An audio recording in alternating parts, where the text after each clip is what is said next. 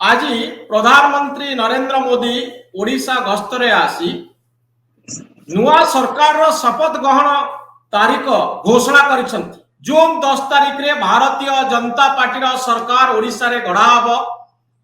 जून 4 तारीख जो दिन भोट गणति चली से दिन बिजु जनता दल सरकार एक्सपायरी डेट आसी। बिजु जनता दल पक्षर कहुई वीके पांड्यान कहते जून 9 तारीख रे 11:30 रु 1:30 भितर आमर नुआ सरकार षष्ठ थर पर नवीन पट्टनायक मुख्यमंत्री भाव में शपथ ग्रहण करने जाऊँ। ओडिशा लोकों भितर प्रश्न उठुची एथर मुख्यमंत्री किए होचंती, केउ दल नुआ सरकार गढ़ुची।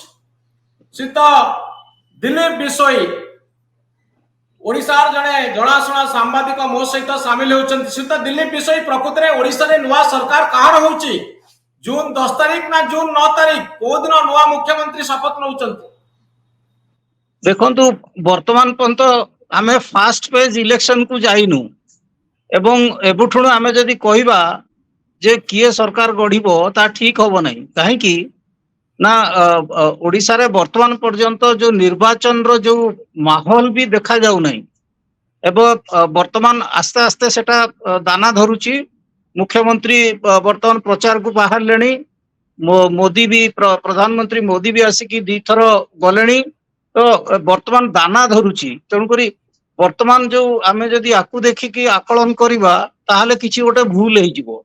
एवं भारत वर्षर प्रधानमंत्री एते बड़ नेता तांको पाखरे एते इंटेलिजेंस अछि, केते प्रकार रो सर्वे से करिथिबे आ ओडिसा लोकन को टाइम देइकरी दिन देइकरी पळौचंती। मोदी कोन एते खामखेल ढंगरे कथा कहै बोली आपण भाबुचंती? प्रधानमंत्री कर्नाटक रे भी सेया कहितिले। कर्नाटक रे कोन हला सेमती कही हबो नै। निर्वाचन रे लोक काहा को वोट देबे आपण देखिबो पोलिंग बूथ रे भी लोकन को माइंड चेंज हो जाए। तेणु करी आमे एमती गोटे आकलन करिकी कहिबा वर्तमान भी ठीक नुह। काहे ना आमे फास्ट फेज इलेक्शन को ही जाइनु एवं गोटे फेज रो इलेक्शन को आमे ही जाइनु, भोट पड़ीनी ओडिसा रे अब वर्तमान सुधा। एवं जदि भी किए कहउचंती जे आमे सरकार गढ़िबू कोन तांकर इंटेलिजेंस थिबो मु कहि पारु नै। एभली बहुत इंटेलिजेंस फेल मारिছে भी अतीत रे। मोर कहबा मु आउथर आपन मन पकई देबे दउची जे बिजू पटनायक भी 1995 रे भी से भाबुथिले सरकार गढ़िबे, किंतु हला कोन। तेणु करी तांकर पाखरे भी इंटेलिजेंस थिला, सबु डिस्ट्रिक्ट कलेक्टर माने रिपोर्ट देइथिले, किंतु हला कोन। तेणु करी इंटेलिजेंस रिपोर्ट केते दूर सत्य होबो ता कहबा वर्तमान ठीक होबो नै।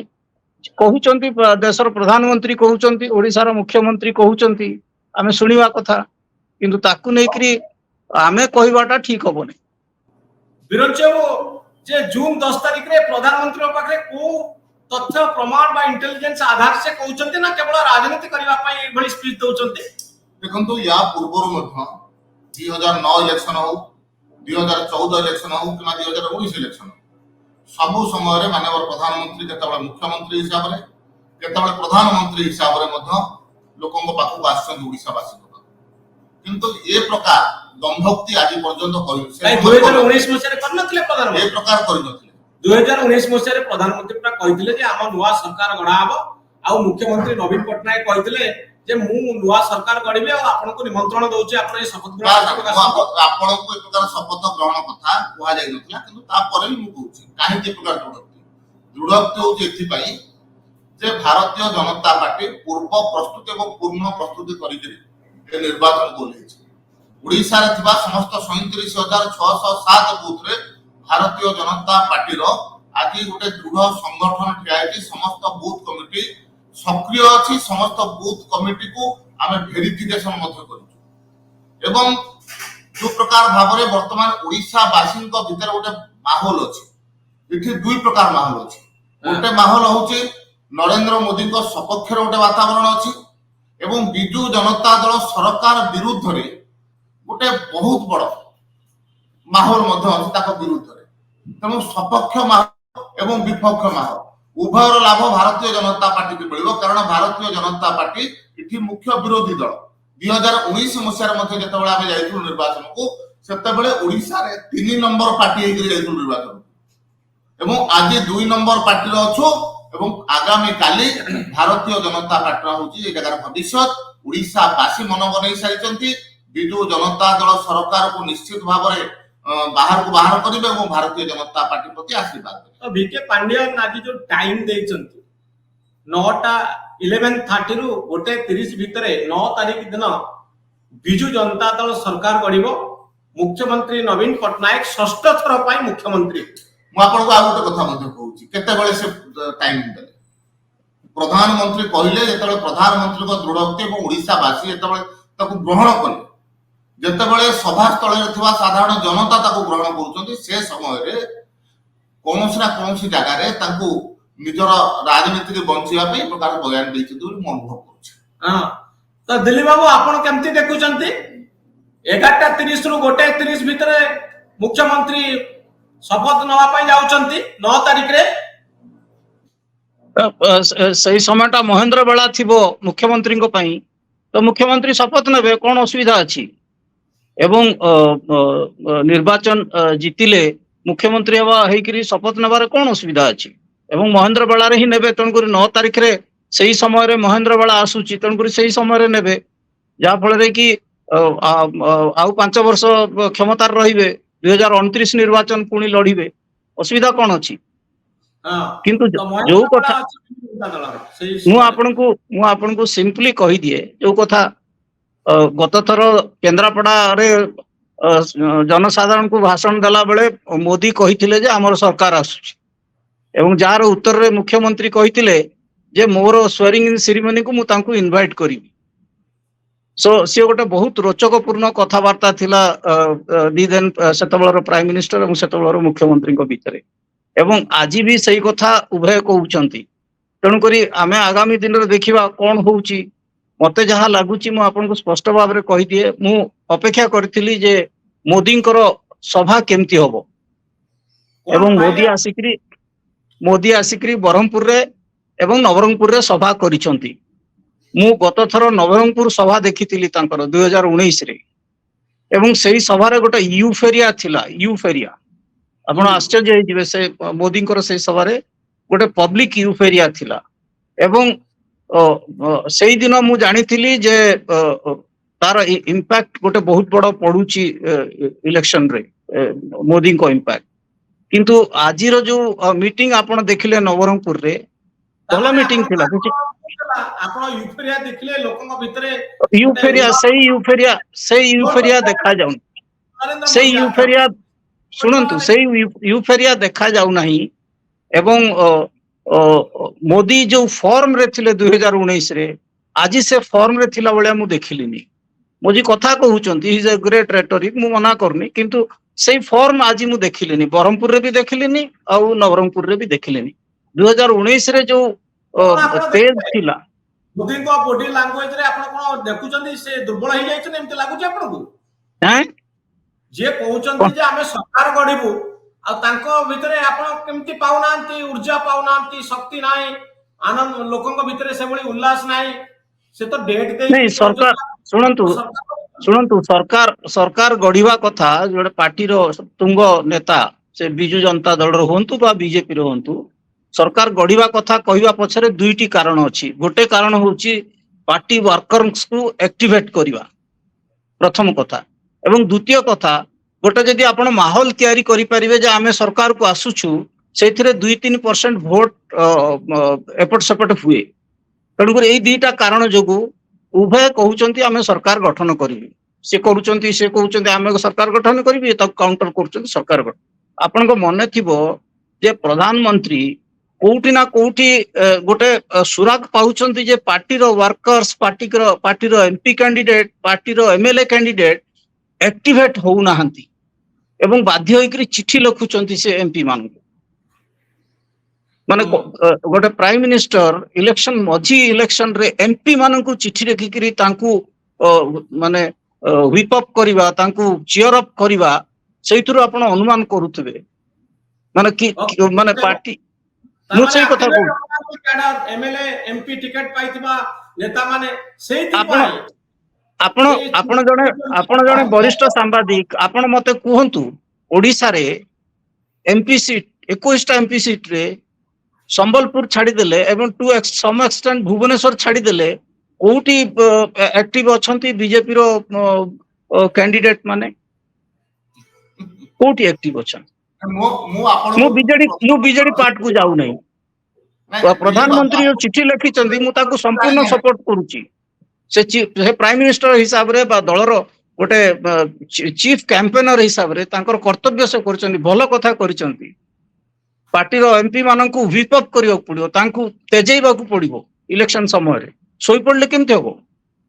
ଆଉ ନାଇଁ ଇଏ ଗୋଟେ ବହୁତ ବଡ ଗୁରୁତ୍ୱପୂର୍ଣ୍ଣ ନିର୍ବାଚନ, ବିଜେପି ପାଇଁ ବହୁତ ବଡ ଗୁରୁତ୍ୱପୂର୍ଣ୍ଣ ନିର୍ବାଚନ। ଉଠେଇବା ପାଇଁ ଏମିତି ମୁଁ ଜାଣିପାରୁନି ଯେ ଦିଲ୍ଲୀପ ବାବୁ କୋଉ ଦୃଷ୍ଟିରେ ଦେଖୁଛନ୍ତି। ମୁଁ ଦିଲ୍ଲୀପ ବାବୁଙ୍କୁ ପ୍ରଶ୍ନ ପଚାରୁଛି ଯେ ଦିଲ୍ଲୀପ ବାବୁ ମୁଖ୍ୟମନ୍ତ୍ରୀଙ୍କ ବଡି ଲାଙ୍ଗୁଏଜ ଦେଖିଛନ୍ତି କି? କାହା ବଡି ଲାଙ୍ଗୁଏଜ ସହିତ କାହାକୁ ତୁଳନା କରୁଛନ୍ତି ଆପଣ?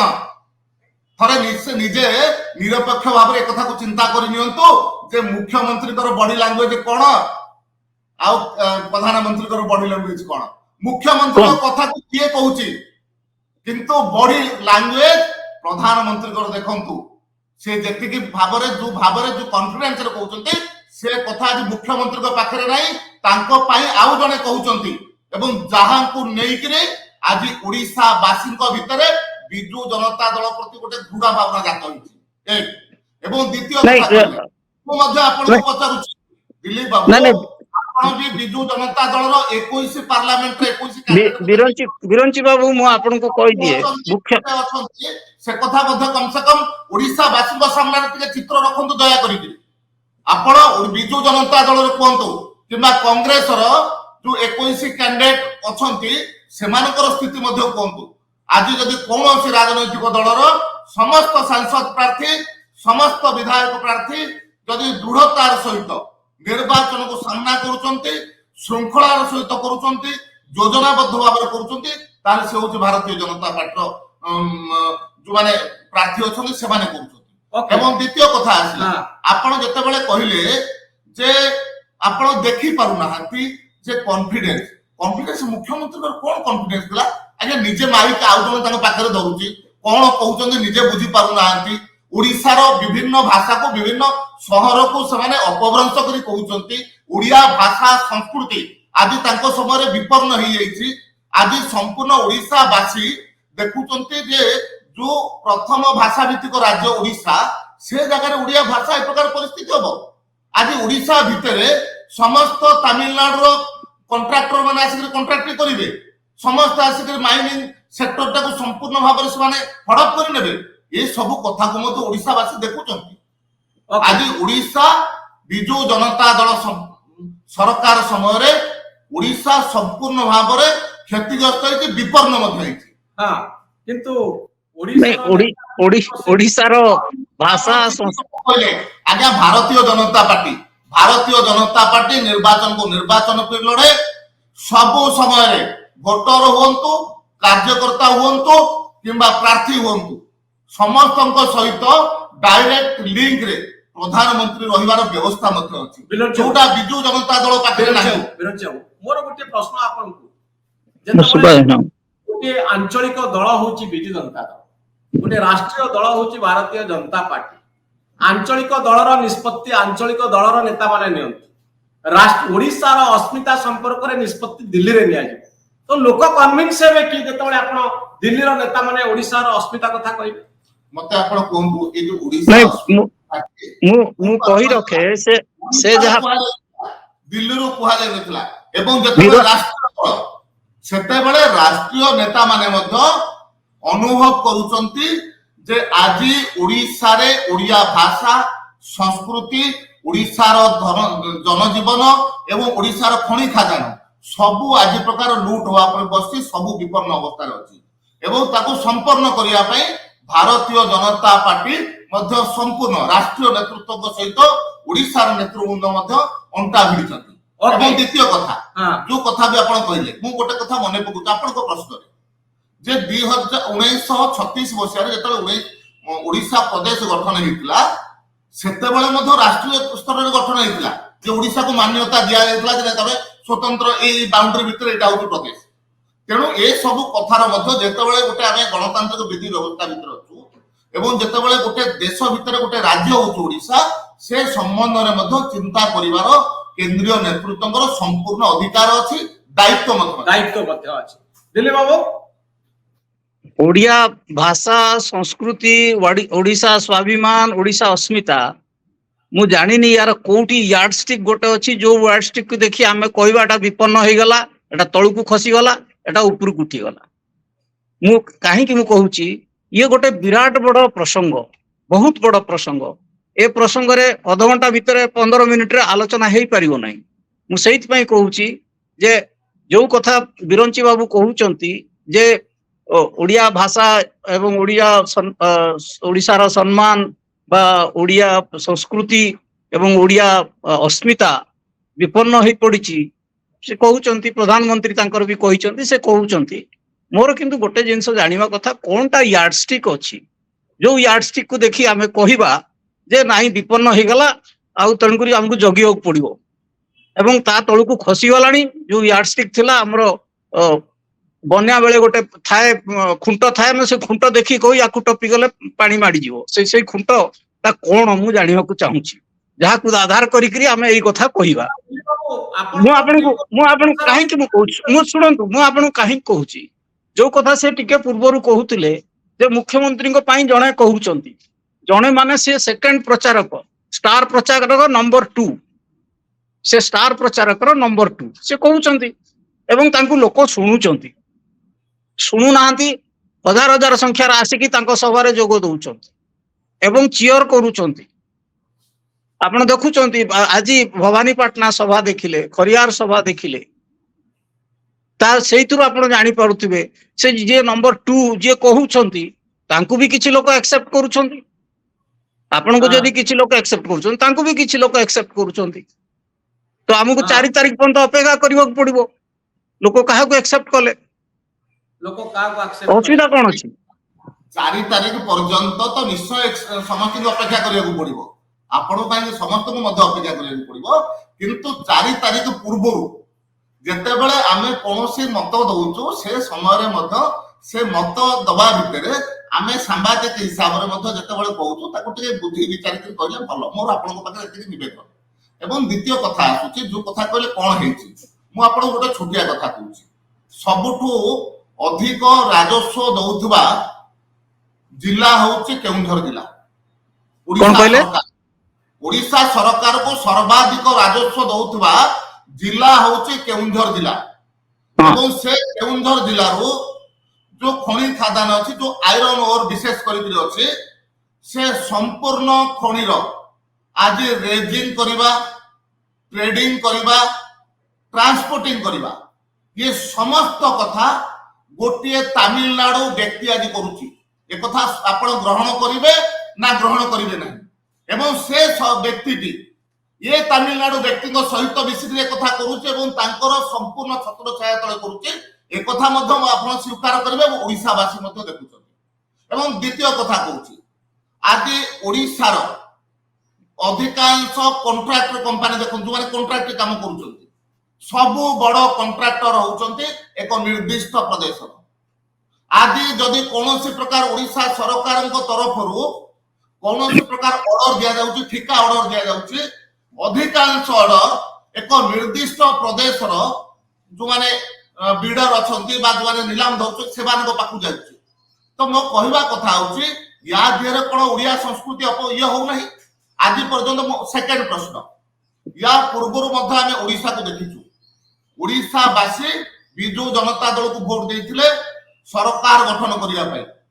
मुख्यमंत्री भाव शपथ नेले, मंत्रिमंडल शपथ नेले। मुख्यमंत्री केते दिन अज्ञातवास रे अछंती, केते लोक को पाखु आसुनी, से कथा प्रथम कथा। एवं किए चलाउची सरकार। द्वितीय कथा, जड़े व्यक्ति कौनसी प्रकार शपथ न नेइकरी, कौनसी प्रकार दायित्व न थाइकरी जेतेबेले जाउची, ता पई जो माने शपथ नेइचंती, जो माने ओडिशा सरकार मंत्री भाव शपथ नहीं, संविधान ना नहीं शपथ नहीं, से माने ट्रैफिक पुलिस भी काम करेंगे। विधायक माने केमिति सभा हम केमिति टेट बंधा हम एक चिंता करेंगे। आज पर्यंत ओडिशा राजनीति देखा कथा। ओके दिल्ली बाबू, ଟିକେ ବିରଞ୍ଚି ବାବୁ ମୁଁ ଟିକେ କହି ରଖେ। ବିରଞ୍ଚି ବାବୁ ତାମିଲନାଡୁର ମାଇନିଂ କଣ୍ଟ୍ରାକ୍ଟର, ତାମିଲନାଡୁର କଣ୍ଟ୍ରାକ୍ଟର ଆସିକରି ଓଡିଶାରେ କାମ କଲେ। ଓଡିଆ अस्मिता, ଓଡିଆ ଭାଷା, ଓଡିଆ ସଂସ୍କୃତି ବିପନ୍ନ ହେଇ ପଡିଲା। ଯେତେବେଳେ ପ୍ରଧାନମନ୍ତ୍ରୀ ନରେନ୍ଦ୍ର ମୋଦି ଯୋଉ ରାଜଦଣ୍ଡ ନେଇକରି ପାର୍ଲାମେଣ୍ଟରେ ନୂଆ ପାର୍ଲାମେଣ୍ଟରେ ରଖିଲେ ତାମିଲନାଡୁରୁ, ଆମକୁ ଆଘାତ ଆସିଲାନି? ଯେତେବେଳେ ପ୍ରଧାନମନ୍ତ୍ରୀ ତାମିଲ ସଙ୍ଗମ କଲେ ବାରାଣସୀରେ, ଆମକୁ ଆଘାତ ଆସିଲାନି? ଗୋଟେ ଓଡିଆ ସଙ୍ଗମ କରିଥାନ୍ତେ ଭଲ ଲାଗିଥାନ୍ତା ଆମକୁ। ଆମର अस्मिता, ଆମର ଗର୍ବ, ଆମର ସଂସ୍କୃତି, କଳା ସଂସ୍କୃତି ସବୁ ଦେଖା ଦେଇଥାନ୍ତା। ଆପଣଙ୍କୁ ଏଇଟା ଖୁସି ତେଣୁକରି ଲାଗିଲା ନାହିଁ ଆପଣ, ଯେ ମୁଁ ଯେତେବେଳେ କାହିଁକି ବିଶ୍ୱ କହୁଛି ଶୁଣନ୍ତୁ, ଆପଣ ସାମ୍ନାରେ କୋଣାର୍କ ଚକ୍ରକୁ ନେଇକି ରଖିଲେ ଏବଂ ବିଶ୍ୱ ନେତୃବୃନ୍ଦ ତା ସାମ୍ନାରେ ଫଟୋ ଉଠେଇଲେ, ଆପଣଙ୍କୁ ଏଇଟା ଖୁସି ଲାଗିଲା ନାହିଁ ଯେ ଓଡିଶାର ଗୋଟେ ଆଦିବାସୀ ଝିଅକୁ ନେଇକିରି ରାଷ୍ଟ୍ରପତି କଲେ? ଆପଣଙ୍କୁ ଏଇଟା ଖୁସି ଲାଗିଲେ ନାହିଁ ସ୍ୱାଧୀନତା ପରବର୍ତ୍ତୀ ଅବସ୍ଥାରେ ସମସ୍ତ କ୍ଷେତ୍ରରେ, ରେଲୱେ ଠାରୁ ଆରମ୍ଭ କରିକି ସମସ୍ତ କ୍ଷେତ୍ରରେ ଓଡିଶାକୁ ସର୍ବାଧିକ ଅନୁଦାନ ଦବା, ଏଇଟା ଆପଣଙ୍କୁ ଖୁସି ଲାଗିଲା ନାହିଁ? ମୁଁ ଏଥିପାଇଁ କହୁଛି, ସେମାନେ ଦେଶ ଭିତରେ ସମସ୍ତେ ଓଡିଶାକୁ ମଧ୍ୟ ସମ୍ମାନ ଦେଇଛନ୍ତି, ତାମିଲନାଡୁକୁ ମଧ୍ୟ ସମ୍ମାନ ଦେଇଛନ୍ତି। କିନ୍ତୁ ଯେତେବେଳେ ଓଡିଶା ଭିତରେ ଆଜି ଓଡିଶା ମୁଁ ସେଇଥିପାଇଁ କହୁଛି, ଏଇ ଯୋଉ ପ୍ରସଙ୍ଗ, ଏଇ ପ୍ରସଙ୍ଗ ପାଇଁ ଗୋଟେ ୱେଷ୍ଟବେଙ୍ଗଲ ଆ ଭିତରେ ଭାରତକୁ କଣ ଆପଣ ବାଣ୍ଟି ଦଉଛନ୍ତି? ଆପଣ କହୁଛନ୍ତି ପୁରା ଏକ ଭାରତ ଶ୍ରେଷ୍ଠ ଭାରତ, ମନା କିଏ କରୁଛି? ଆଉ ସବୁ ତାମିଲନାଡୁର ତାମିଲନାଡୁର ସମ୍ମାନ ମିଳିବା କଥା। ତାମିଲନାଡୁର ଲୋକ ତାମିଲନାଡୁର ଶାସକ ହୁଅନ୍ତୁ। ମୁଁ ସେଇଥିପାଇଁ ମନୋରଞ୍ଜନ ବାବୁ କହୁଛି, ଇଏ ପ୍ରସଙ୍ଗ ଓଡିଶାର ରାଜନୀତିକୁ ସମ୍ପୂର୍ଣ୍ଣ ହାଇଜାକ୍ କରିବାର ଅଧିକାର ନାହିଁ। ତାମିଲନାଡୁର କଣ୍ଟ୍ରାକ୍ଟର ଓଡିଶାର କଣ୍ଟ୍ରାକ୍ଟର ମାନଙ୍କୁ ମାରିକିରି ସମ୍ପୂର୍ଣ୍ଣ ଭାବରେ ନିଜ ଆଧିପତ୍ୟ ଜାହିର କରିବାର କୌଣସି ଅଧିକାର ନାହିଁ। ସମସ୍ତଙ୍କର କରିବାର ଅଛି, ତାଙ୍କୁ କରନ୍ତୁ। ଏବଂ ବିବିଧତାରେ ଏକତାର ଆବଶ୍ୟକତା ଅଛି। ଯେତେବେଳେ ରାଷ୍ଟ୍ରୀୟ ସ୍ତର କଥା ଆସେ ସେ ସମୟରେ ଚିନ୍ତା କରାଯାଏ। ଓକେ ଦିଲ୍ଲୀ ବାବୁ, ନା ମୁଁ ସେଇଥିପାଇଁ କହୁଛି, ଯୋଉ ପ୍ରସଙ୍ଗ ଆପଣ ଉଠଉଛନ୍ତି ସେ ପ୍ରସଙ୍ଗ ଏତେ କମ ସମୟ ଭିତରେ ତା ଉପରେ ଆଲୋଚନା କରିହବ ନାହିଁ। ତେଣୁକରି ମୋର ଏତିକି କହିବା କଥା ଯେ ଯୋଉ କଥା ଉଠଉଛନ୍ତି ବିରଞ୍ଚି ବାବୁ, 4 ଜୁନରେ ଜଣା ପଡିବ କଣ ହଉଛି କଣ ନାହିଁ। 4 ଜୁନରେ ଯେତେବେଳେ ଭୋଟ ପଡିବ ବା ରେଜଲ୍ଟ ବାହାରିବ, ସେତେବେଳେ ଜାଣିପାରିବେ କଣ ହଉଛି କଣ ନାହିଁ। ତ ଆପଣଙ୍କର ଭିତରେ କଣ ଆସୁଛି ଧାରଣା ଯେ ଓଡିଶା କଣ କହିଲେ? କୋଉ ଡିରେକ୍ସନରେ ଯାଉଛି? କଣ କହିଲେ? ଓଡିଶାର ରାଜନୀତି କୋଉ ଡିରେକ୍ସନରେ ଯାଉଛି? ପାଣିପାଗ କେମିତି ଅଛି ରାଜନୀତିର? ଦେଖନ୍ତୁ, ଏଜେଣ୍ଡା ଫିକ୍ସ ଅଛି, ଏଜେଣ୍ଡା ବର୍ତ୍ତମାନ ଫିକ୍ସ ଅଛି। ବିଜୁ ଜନତା ଦଳ କହୁଛି ଯେ ଆମେ ବିକାଶ ପାଇଁ ଲଢୁଛୁ ଏବଂ ବିକାଶ କରିଛୁ, ଏବଂ ଏମାନେ ବିକାଶ ବିରୋଧୀ ନମ୍ବର 1। ବିଜେପି କହୁଛି ଓଡିଆ अस्मिता, ଓଡିଆ ସ୍ୱାଭିମାନ ଏବଂ ଓଡିଆ ଭାଷାର ବିପନ୍ନ ହେଇ ପଡିଛି। ଯାହା କହୁଥିଲେ କେନ୍ଦ୍ରମନ୍ତ୍ରୀ ଧର୍ମେନ୍ଦ୍ର ପ୍ରଧାନ, ଯେ ପ୍ରଧାନମନ୍ତ୍ରୀ ତାଙ୍କ ଏଜେଣ୍ଡା ସେଟ୍ କରିଦେଇଛନ୍ତି। ତ ଦେଖିବା 4 ଜୁନରେ ଦେଖିବା କାହାର ଜିତାପଟ ହଉଛି। ହଁ, ଶପଥ କିଏ ନେବେ ଦିଲ୍ଲୀପ ବାବୁ, ଆମେ ଅପେକ୍ଷା କରିବା। ଜୁନ 10 ତାରିଖରେ ବିରଞ୍ଚି ବାବୁଙ୍କର ସରକାର ହବ କି ଶ୍ରୀଯୁକ୍ତ ନବୀନ ପଟ୍ଟନାୟକଙ୍କର ସରକାର ହବ? 4 ତାରିଖରେ ଆପଣ ଜାଣିପାରିବେ। କେବଳ ଓଡିଶାରେ ନାହିଁ, କେନ୍ଦ୍ରରେ ବି କିଏ ଶପଥ ନଉଛି ଜଣା ପଡିବ। ହଁ ଦିଲ୍ଲୀପ ବାବୁ, ଖାଲି ଓଡିଶାରେ ନୁହଁ, କେନ୍ଦ୍ରରେ ବି, କାହିଁକି ନା ଇଲେକ୍ସନ ହଉଛି ଓଡିଶାରେ ହଉଛି ଏବଂ ଲୋକସଭାରେ ବି ଇଲେକ୍ସନ ହଉଛି। ତେଣୁକରି ଲୋକସଭାରେ ବି କଣ ହବ ସେଟା ବି ଦେଖିବ। ମଝିରେ ଆଉ ଗୋଟେ ବାଟ ଅଛି ଯେ ମେଣ୍ଟ କଥା ଚର୍ଚ୍ଚା ହେଲା ବେଳେ କୁହାଯାଉଥିଲା ଯେ ପୋଷ୍ଟ ପୋଲ ଆଲାଏନ୍ସ ହେଇପାରେ। କିଏ ଜାଣିଛି ଯେ ଆଜି ବିରଞ୍ଚି ବାବୁ ଯେତେବେଳେ ତାମିଲ କଣ୍ଟ୍ରାକ୍ଟରଙ୍କ କଥା କହୁଛନ୍ତି, ଓଡିଶାର अस्मिता କଥା କହୁଛନ୍ତି, ପରବର୍ତ୍ତୀ ସମୟରେ ବିଜୁ ଜନତା ଦଳ ସହିତ ଗୋଟିଏ ମଞ୍ଚରେ ସମସ୍ତେ ବସିଥିବେ ଆଉ ସରକାର ଗଢା ନହବ ବୋଲି କିଏ କହିବ? ପୋଷ୍ଟ ପୋଲ ଆଲାଏନ୍ସ ମୁଁ ସେଇ କଥା କହୁଛି। କୌଣସି ପ୍ରକାର ଶୁଣନ୍ତୁ, ଏ ପ୍ରକାର କନଫ୍ୟୁଜନ ବିଜୁ ଜନତା ଦଳ କରିଥିଲା। ଆଜି ସେ ପ୍ରକାର କନଫ୍ୟୁଜନ କମ ସେ କମ କୌଣସି ପ୍ରକାର ପ୍ରଶ୍ନ ଉଠୁନାହିଁ ବିଜୁ ଜନତା ଦଳ ସାଙ୍ଗେ ଯିବାର। ପୋଷ୍ଟ ପୋଲ ଆଲାଏନ୍ସ ପ୍ରଶ୍ନ ହିଁ ଉଠୁନାହିଁ। ତ ବିଜେପି ଏକାକି ସମ୍ପୂର୍ଣ୍ଣ ମନୋରଞ୍ଜନ ବାବୁ, ବିରଞ୍ଚି ବାବୁ ଏଠି କହୁଛନ୍ତି, ମୁଁ ତାଙ୍କ ମତକୁ ସମ୍ମାନ ଦଉଛି, ମୁଁ ସମ୍ମାନ ଦେବି, କାହିଁକି ନା ସେ ଜଣେ ବହୁତ ସିନିୟର ଲିଡର ବିଜେପିର। କିନ୍ତୁ ଛାତିରେ ହାତ ଦେଖି ଦେଇ କହନ୍ତୁ ଯଦି ଉପରୁ ଆସିବ ନିର୍ଦ୍ଦେଶ କଣ କରିବେ? ଉପର ଆସିବାର ପ୍ରଶ୍ନ ହିଁ ଉଠୁନାହିଁ। କଥା ହଉଛି ଏକକ ସଂଖ୍ୟାଗରିଷ୍ଠତା ଆମେ ନବୁ ବାଇପୋଲାର। ଶୁଣନ୍ତୁ ଶୁଣନ୍ତୁ ମୁଁ ଆପଣ ଆପଣଙ୍କୁ କହୁଛି ଆପଣ ତ ଓଡିଶା ମେଣ୍ଟ ସମୟରେ ତାଙ୍କ ସଭାପତି କଣ କହୁଥିଲେ? ଆମେ ମେଣ୍ଟ କରିବୁନି, କିନ୍ତୁ ଉପରେ କଣ ନିଷ୍ପତ୍ତି ହବ ମୁଁ ଜାଣିନି। ଦୁଇମୁଖୀ ନିର୍ବାଚନ ହଉଛି, ଦୁଇମୁଖୀ ନିର୍ବାଚନ ତ ସମୟରେ ସେ କୌଣସି ପ୍ରକାର ହକ୍ ଆସେମ୍ବଲିର ପ୍ରଶ୍ନ ଉଠୁନାହିଁ। ଭାରତୀୟ ଜନତା ପାର୍ଟି ଏକକ ସଂଖ୍ୟାଗରିଷ୍ଠତା ଦଳ ଭାବରେ ମୁଁ ଓଡିଶାରେ ସରକାର ଗଠନ ମୁଁ କରିବ। ହଙ୍ଗ ଆସେମ୍ବଲି କଥା ବି କହୁନାହିଁ। ହଙ୍ଗ ଆସେମ୍ବଲି କଥା ବି କହୁନାହିଁ। ମୁଁ ସେଇ କଥା ବି କହୁନାହିଁ। ହଁ ଆପଣ ନିଶ୍ଚିତ ଭାବରେ ଆପଣ 8ଟା ଏମପି ସିଟ୍ ଜିତିଛନ୍ତି ବାବୁ ଓଡିଶାରେ ସଂଘ 2019 ରେ। ମୂଳରୁ ଆପଣ ଦିଲ୍ଲୀପ ବାବୁ ଯାହା କହୁଥିଲେ, ମୂଳରୁ ଆପଣ ଯୋଉ କଥା କହୁଥିଲେ ବର୍ତ୍ତମାନ ସୁଦ୍ଧା ସେମିତି ଗୋଟେ ହାୱା କିଛି ତିଆରି ହେଇନି। ବୋଧହୁଏ ଆଉ ଟିକେ ସମୟ ଲାଗିବ ହାୱା ତିଆରି ହବା ପାଇଁ। ବର୍ତ୍ତମାନ ମାହୋଲ ବନୁଛି। କିଛି ହାୱା ବର୍ତ୍ତମାନ କିଛି ହାୱା ନାହିଁ। ହାୱା କିଛି ହଁ ଜଣା ପଡୁନି। ତ ନିର୍ବାଚନ ଯେତେ ପାଖେଇ ଆସିବ ହାୱା ସେତେ ବହିବ ବୋଲି ଆଶା କରିବା। ତ ଜଣା ପଡିବ, କ୍ଲିୟର ପିକ୍ଚର ଆସିବ। ଜୁନ 9 ତାରିଖରେ ନୂଆ ସରକାର ଦେଖୁଛୁ କି ଜୁନ 10 ତାରିଖରେ ନୂଆ ସରକାର ଦେଖୁଛୁ? ଭାରତୀୟ ଜନତା ପାର୍ଟିର ସରକାର ନା ବିଜୁ ଜନତା ଦଳର ସରକାର? ମୁଖ୍ୟମନ୍ତ୍ରୀ ଷଷ୍ଠ ଥର ପାଇଁ ନବୀନ ପଟ୍ଟନାୟକ ହଉଛନ୍ତି କି ନାହିଁ, ଏ ପ୍ରଶ୍ନର ଉତ୍ତର ପାଇଁ ଆମେ ଜୁନ 4 ତାରିଖକୁ ଅପେକ୍ଷା କରିବା। ବହୁତ ଧନ୍ୟବାଦ ଶ୍ରୀତ ଦିଲ୍ଲୀପ ବିଶୋଇ ଏବଂ ଶ୍ରୀତ Birendra Tripathi. Wanna be an IAS officer? Join PST Gurukul, the best boarding school. For plus 3 teaching and coaching by Bajirao IAS Academy, call 9438 782020.